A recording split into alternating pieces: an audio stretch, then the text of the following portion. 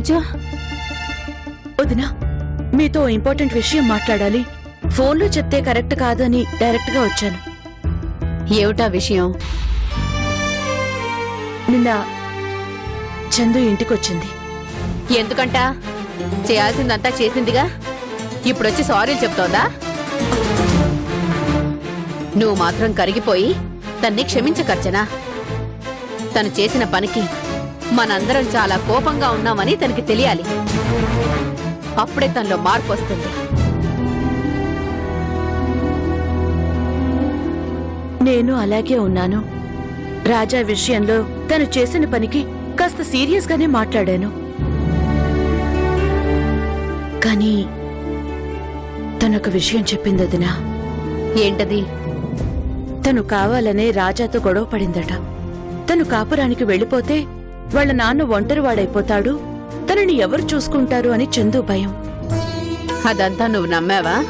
ఏంటర్చనా నువ్వు? కృష్ణ ఎలా ఒంటరి వాడవుతాడు? ఏ మనందరం లేమా? అన్నదమ్ముల మధ్య గొడవలు ఎలకాలం ఉంటాయా? అదంతా చేసిన తప్పుని కవర్ చేసుకోవటం. చందు మాటలు నువ్వేవి నమ్మకు.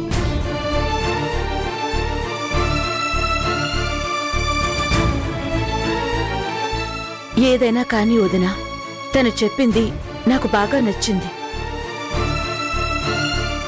కృష్ణకి మరొక పెళ్లి చేయాలని చెప్పింది. మరో పెళ్ళా? అవునదినా. అది ఎవరితోనో తెలుసా? జయంతితో.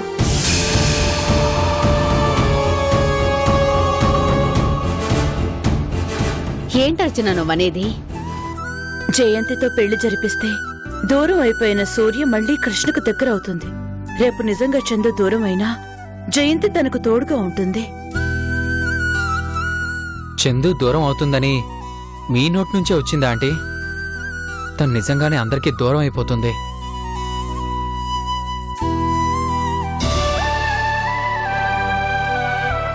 నువ్వు చెప్పింది బాగానే ఉందర్చన.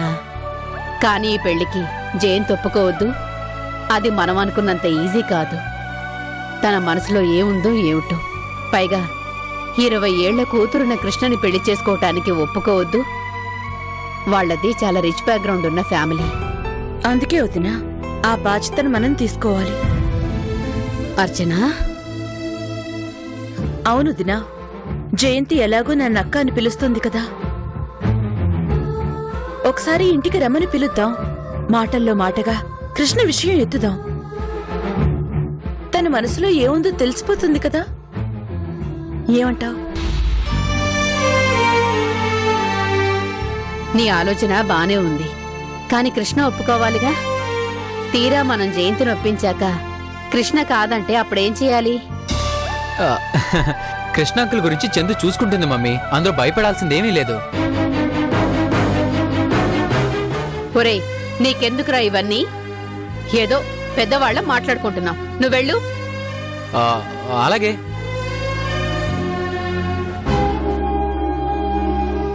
నువ్వు చెప్పర్చన, ఏం చేద్దామంటావు? సంతోష్ చెప్పింది నిజమే వదినా. కృష్ణ సంగతి చందు చూసుకుంటుంది.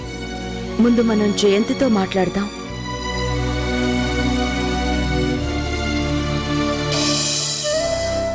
సరే, అలాగే. నీకెలా అనిపిస్తే అలా చేద్దాం.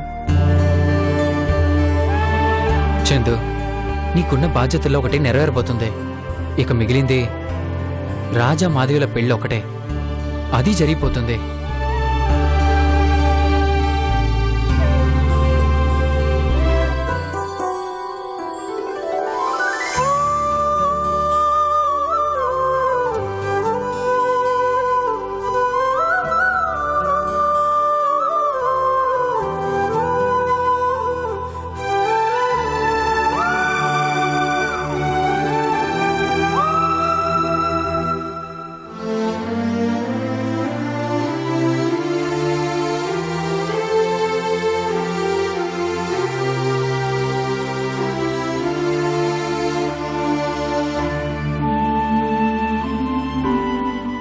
ఏంటి డాడీ ఇన్ని స్వీట్స్ తీసుకొచ్చారు?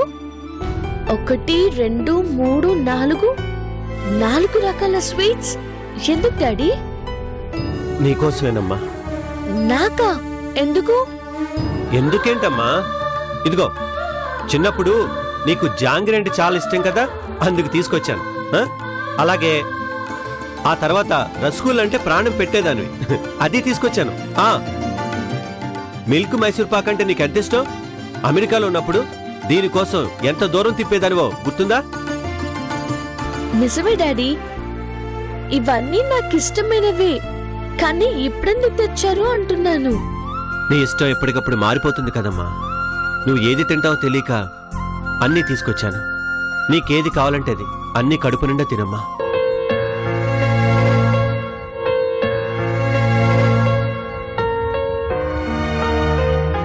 ఎందుకు డాడీ ఇవన్నీ నాకు? నేనేం కావాలని అడగలేదే. నువ్వేం అడగకపోయినా నాకే ఎందుకో తేవాలనిపించిందమ్మా. చిన్నప్పుడు కూడా నువ్వు నన్నేమి అడిగేదానివి కాదు, గుర్తుందా? కానీ నీకేం కావాలో అన్నీ తీసుకొచ్చేవాణ్ణి. అన్నట్టు నీకు స్విట్జర్లాండ్ నుంచి మీ మమ్మీ ఓ మంచి డ్రెస్ తెప్పించింది, గుర్తుందా? బ్లాక్ కలర్ నీకు వద్దంటున్నా గొడవ చేసి తెప్పించుకున్నావు. అవును, కానీ అవన్నీ ఇప్పుడెందుకు గుర్తు చేసుకుంటున్నారు డాడీ? ఏంటోనమ్మా, నాకెందుకో నీ చిన్నతనం గుర్తొస్తుంది. 1 మినిట్.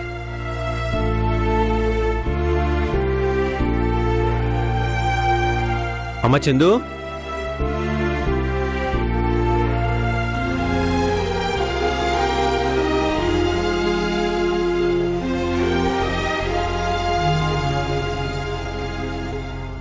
ఇవన్నీ నీ ఒక్కొక్క పుట్టినరోజుకి కొన్నవే కదమ్మా. ఇందులో కొన్ని నేను సెలెక్ట్ చేశాను, కొన్ని మీ అమ్మ సెలెక్ట్ చేసింది. ఏమైనా నీకు నచ్చితేనే కొనేవాళ్ళం కదా.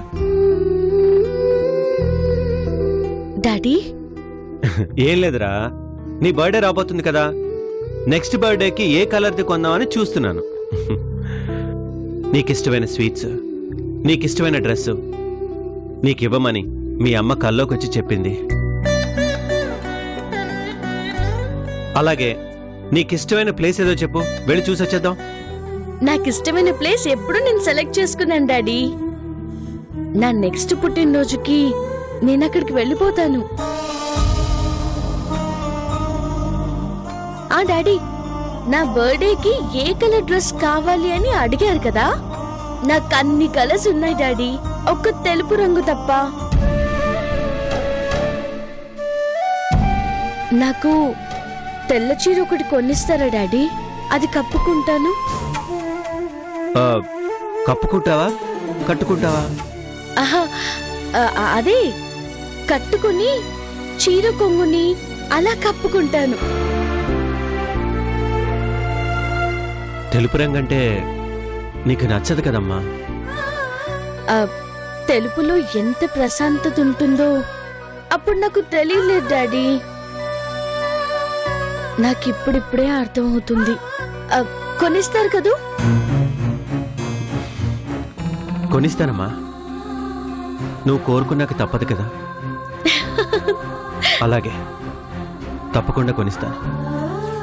తెలుపు రంగు ఎందుకు అడిగానో మీకు తెలీదు డాడీ. నా శవానికి కప్పే ఆఖరి చీర అదేగా. నువ్వు ఎందుకు ఆ రంగు చీర అడిగావో నాకు తెలుసు చందు. పుట్టింటి నుంచి ఇచ్చే ఆఖరి చీర అదే కదా.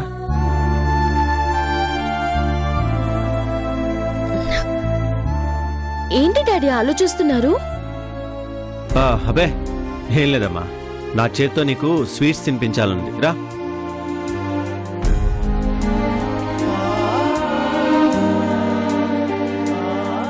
కూర్చో. ముందు ఏ స్వీట్ తింటావు? జాంగ్రీ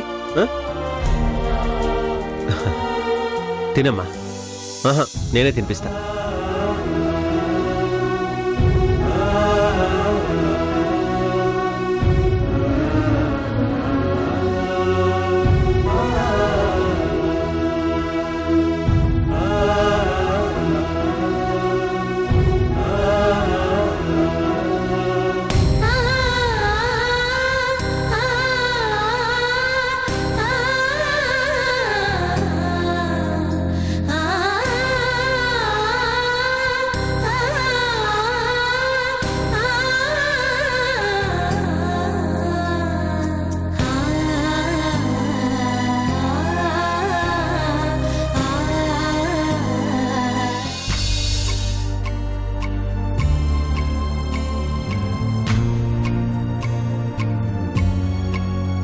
రాజా coffee.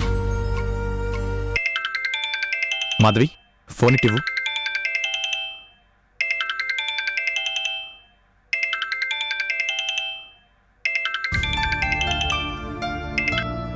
Hello Sandeep, how are you? Congrats దేనికి? వాట్? ఎవరు చెప్పారు? లేదు, అదంతా అబద్ధం. నేను కాదని చెప్తుంటే వినిపించుకోవే. అలాంటిది ఏదైనా ఉంటే అందరికీ చెప్తానుగా. దయచేసి అదంతా నమ్మద్దు. ఏమైంది రాజా? ఒకసారి తప్పుకో. రాజా, రాజా,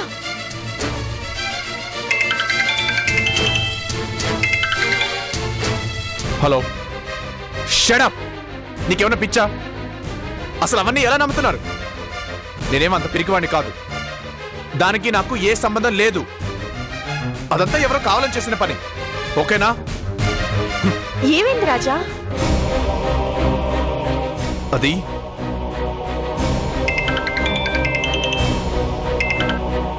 హలో, అదంతా ఒట్టి ట్రాష్ మిస్టర్. నాకు తెలియకుండా ఎవరో అలా క్రియేట్ చేశారు. టెక్నాలజీ చేతిలో ఉంది కదా అని ఎవరో ఆడుకుంటున్నారు.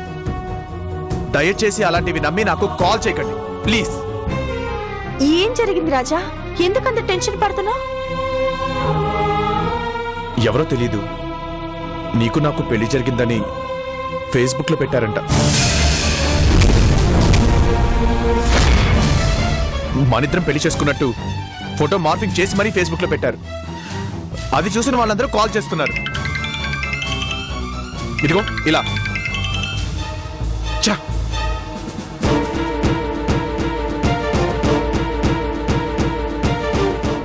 రాజా, ఏంటి రాజా, ఏమైంది? ఎందుకింత టెన్షన్? ఏంటి ప్రాబ్లం? ఎవరో నా ఫేస్బుక్ ని హ్యాక్ చేశారు. నాకు మాధవికి పెళ్లి జరిగినట్టు ఫోటో మార్పింగ్ చేసి మరీ సైట్ లో పెట్టారు. వీళ్ళని వెంటనే పోలీస్ కంప్లైంట్ ఇస్తాను. ఆగు, ఎందుకంత టెన్షన్ పడతావు? కంప్లైంట్ ఇస్తావు, దానివల్ల ఏం జరుగుతుంది? ఈ విషయం ఇంకో 10 మందికి తెలుస్తుంది. దానివల్ల ప్రాబ్లం సాల్వ్ అవుతుందో చెప్పు.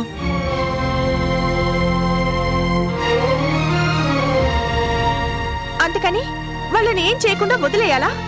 వాళ్ళు చేసిన పని వల్ల ఎన్ని ప్రాబ్లమ్స్ వస్తాయో తెలుసా? అది నిజమే. దానికి ఒక సొల్యూషన్ ఉంది, చెప్పనా? ఏంటది? ఎలాగో ఫోటోలు పెట్టారు కదా, అదే నిజం చేస్తే సరి. సంతోష్, తప్పే ఉంది మాధవి, అందరూ కోరుకుంటుంది కూడా అదేగా. ఇంత జరిగాక రేపు నీ పరిస్థితి ఏంటి? నాకేంటి? ఏమవుతుంది? ఏమవుతుందా? ఫేస్బుక్ లో పెట్టారు అంటే అది దాదాపు అందరికీ చేరిపోతుంది. మీ ఇద్దరికి పెళ్ళైపోయిందని అందరూ నమ్ముతారు. అలాంటప్పుడు రేపు నీకెలా పెళ్ళవుతుంది? అందుకే అది నిజం చేసి అందరి నోళ్ళు ముగించమంటున్నాను. అవసరం లేదు. నాకు పెళ్లి కాకపోయినా వచ్చే నష్టమేమీ లేదు. నేను జీవితాంతం ఇలాగే ఉండిపోతాను. చాలా.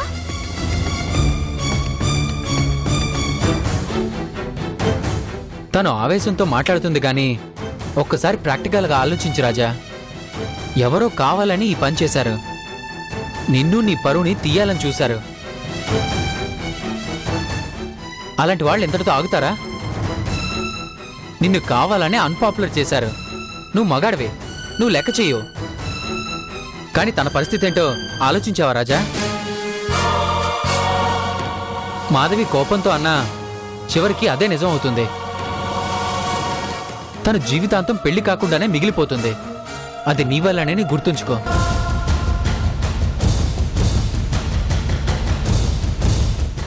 నువ్వు చెయ్యిచ్చినా అందుకొని చందు ముఖ్యమా?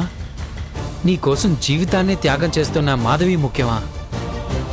బాగా ఆలోచించుకో రాజా.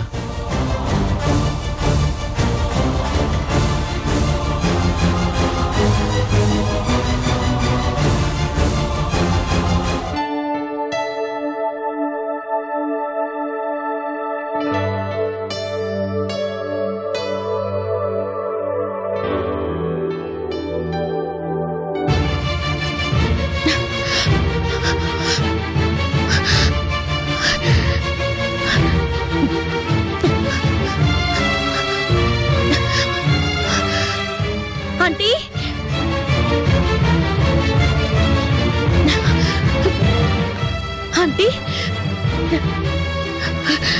ఏమైందమ్మా? ఎందుకింత ఆయాసపడుతున్నా? అయినా నీ పరిస్థితి ఏంటో నీకు తెలుసు కదా. ఇలా పరిగెత్తుకుంటూ రావటం ఏంటమ్మా? ఏమవుతుందా ఆంటీ? మహా అయితే ఒక 10 రోజుల ముందే పోతాను, అంతే కదా. చందు, ఏమిటమ్మా ఆ మాటలు? ముందు రిలాక్స్ అవ్వు. ఇప్పుడు చెప్పమ్మా, ఏమైంది? ఆంటీ నాకొక నిజం చెప్పండి. మా నాన్న మీ దగ్గరకు వచ్చారా? నా గురించి అడిగారా? మీరంతా చెప్పేశారా? చెప్పండి ఆంటీ.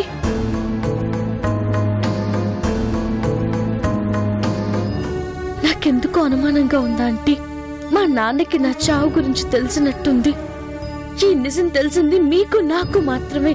తెలిస్తే మీ నుంచి తెలియాలి, లేదా నా నుంచి తెలియాలి. చెప్పండి, నిజం చెప్పారా? అసలు అనుమానం నీకెందుకు వచ్చిందమ్మా? ఏ, మీ నాన్న నిన్నేమని అడిగాడా? అడగలేదు అంకుల్, కానీ ఉన్నట్టుండి మా నాన్న ప్రవర్తనలో చాలా మార్పు కనిపిస్తుంది. నా మీద ఎక్కడ లేని ప్రేమ చూపిస్తున్నారు. నాకిష్టమైన స్వీట్స్, ఇష్టమైన బట్టలు, ఇలా ప్రతిదీ అడగకుండానే తెచ్చి నా ముందు పెడుతున్నారు.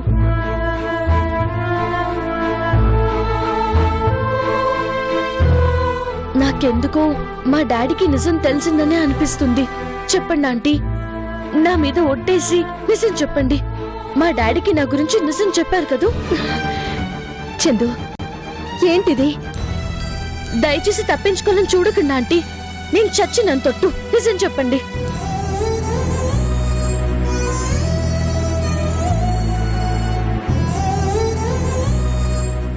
నిజం చెప్పినా చెప్పకపోయినా నువ్వు బతకవు. అందుకే నీ మీద ఒట్టేసి అబద్ధం చెప్తున్నానమ్మా. ఎందుకు ఆంటీ ఆలోచిస్తున్నారు? మీరు నాకిచ్చిన మాట తప్పారు కదూ? చెప్పండి. లేదమ్మా, నేను మాట తప్పలేదు. మీ నాన్నకి నేను నిజం చెప్పలేదు. నీ మీదొట్టు. అమ్మయ్యా, అయితే నేనే పొరపాటు పడినట్టున్నాను. మా నాన్నకి నా గురించి తెలీదన్నమాట. అది చాలు. పిచ్చి నాన్న. నేను చచ్చిపోతానని తెలిస్తే తట్టుకోలేరా ఆంటీ? పాప నాన్న. అటు అమ్మ లేక ఇటు నేను లేకపోతే ఏమైపోతారు?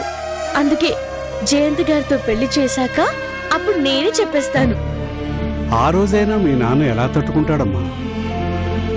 కన్న బిడ్డలు దూరమైతే ఆ బాధ జీవితాంతం వదిలిపెట్టదు. దానికి మేమే ఉదాహరణ. ఆ నరకం, ఆ శాపం ఏ తల్లిదండ్రులకి రాకూడదు. అది నిజమే అంకుల్, కానీ ఏం చేస్తావు? అసలు ఆ తప్పంతా ఆ దేవుడిది. మరీ కుళ్ళుపోతు దేవుడు. మా నాన్న కోసమైనా నాకు ఆయుష్ ఇవ్వచ్చు కదా.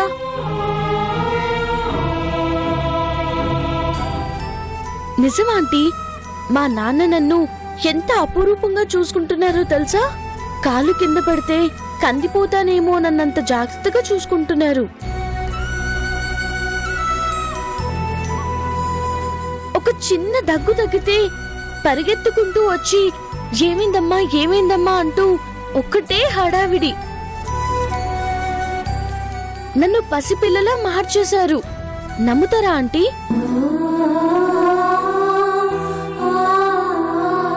ఆయన ప్రేమని చూస్తుంటే నాకు బతకాలని ఆశగా ఉందంటీ. ఆంటీ, మీరిద్దరు చాలా ఎక్స్పీరియన్స్ డాక్టర్స్ కదా. నన్ను బతికించలేరా? చెప్పండి ఆంటీ.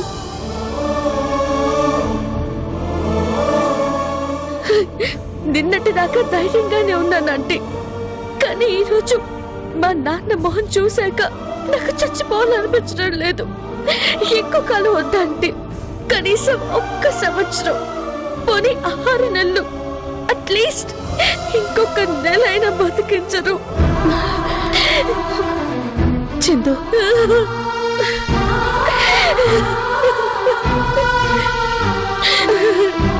ఐఎమ్ సారీ అంటే జరగదు అని తెలిసి కూడా కోరకూడని కోరిక కోరాను. తప్పు నాదే. ఐఎమ్ సారీ అంటే. అయినా నాన్న ప్రేమని 20 ఏళ్ళు అనుభవించాను. అది చాలదా? చాలు, నాకు చాలు. చూడమ్మా చందు, నిజంగా ఆ భగవంతుడు మాకు ఆయుష్ పోసే శక్తి ఇచ్చుంటే ఆ రోజు ఆ బిడ్డని పోగొట్టుకునేవాడము కాదు, ఈ రోజు ఈ బిడ్డని పోగొట్టుకోవడానికి సిద్ధపడేవాడము కాదు. అసలు నువ్వు మాకు ఎందుకు పరిచయం అయ్యావు? ఎందుకు నీ మీద మేము తెలియకుండా ఇంత మమకారం పెంచుకున్నామో తెలీదమ్మా. కానీ కనిపించిన ఆ దేవుడే ఉంటే మనసారా కోరుకునేది ఒక్కటేనమ్మా. నిజంగా ఆ దేవుడే ఉంటే మా ఇద్దరి ఆయుష్ కూడా నీకే ఇవ్వాలి. నువ్వు నిండు నూరేళ్ళు సుఖంగా బతకాలి.